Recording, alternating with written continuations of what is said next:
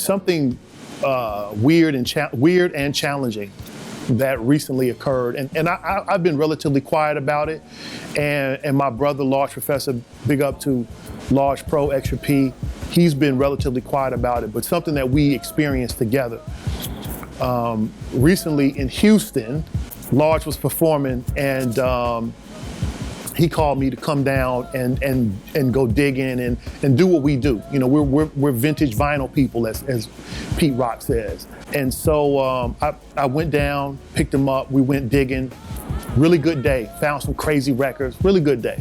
And I actually drove down, so we come out the record store, we go to my car, only to discover that someone had broken into my car and stole my backpack and Large's backpack. Now, the impact of that, and this is in broad daylight, this is not in the hood, in some grimy record spot, like this is in a, you know, close to downtown Houston, a really nice area. What was crazy because of the impact of what they stole our backpacks and my suitcase. So in my backpack was my laptop, my external hard drive, and all my flash drives. So every photo that I've ever had since I had an iPhone, gone. My album that I was supposed to turn in a week later, gone. No backup, nothing floating in the clouds or whatever they call it. Like, all my shit was gone. I was paralyzed. Large was performing that night. He had 60, and all the vinyl dudes out there are gonna probably vomit when I say this. Large had 60 rare funk 45s, and he had doubles. So that's 120 rare funk 45s, gone. His laptop, his external hard drive, gone. And he still had to perform. We still pulled it off. You know, Large is a trooper, and he rocked the show that night.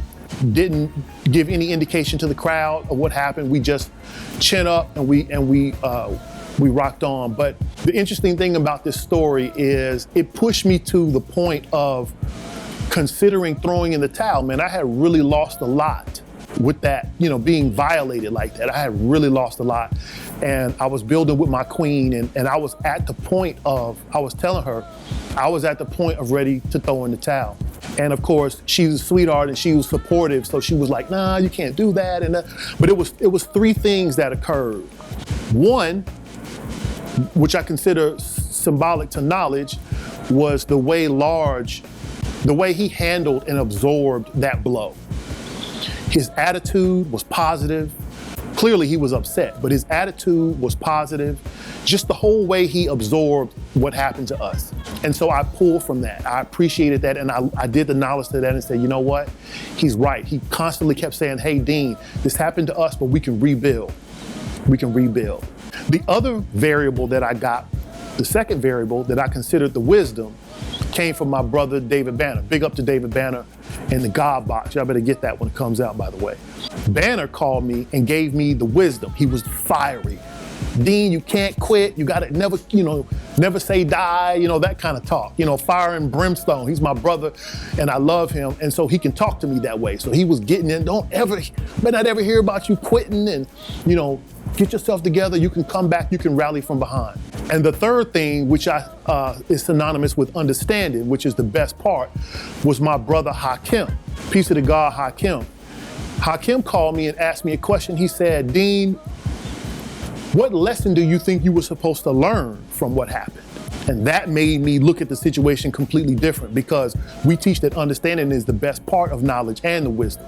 And so when I sat back and did the knowledge, I looked at it as those three elements from friends and brothers and comrades. It made me focus and put the whole situation together as basically I need to renew my history. And it's like, you can't receive new blessings when you're holding on to the old ones. And of course it hurts because, I look at what I lost. But the moment that I processed it correctly, got the right understanding, took ownership for my somewhat negligence, because if I knew something of value, I shouldn't have put it in the car. I should have had it with me. So even ownership is tough. Everything came together, the blessings started coming together. Friends, family started pulling together. And needless to say, to those suckers that robbed me, I still got the album done, still got it turned in, and that shit is still dropping in November. So y'all ain't stopped shit. Word is bond. What I got coming up next, although right now I'm super focused on Whole Food, go out and get that with Denmark Vesey. I have a record coming out, probably slated for November, somewhere around there. It's a compilation. It'll feature me on production and various other artists. It's crazy. That's all I can say. I don't want to get in trouble. It will come out on Mellow Music Group though, and it's going to be crazy. And after that, you know, some other things too. A lot for 2017. I got a lot coming down the pipe. Stay tuned. When people say, you know, who are your top three, I never hear people say Large Professor, but they don't realize how much he's influenced the game, you know, and it's, you know, it's kind of his personality too, because he's just a humble, chill cat, but he definitely should get more love than he gets. I'll throw in Ali Shaheed Muhammad from Tribe Called Quest. I mean, he's done so much dope stuff within Tribe, outside the Tribe that people don't know.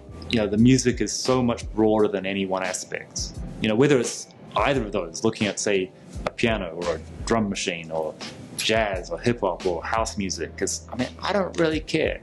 Like, some people have an issue when it's like, yeah, man, you're not house enough. You're not jazz enough. You're not this enough. It's like, come on. It's just music. When we first came in the game, it was that era and time when DJs actually spent the music that they like.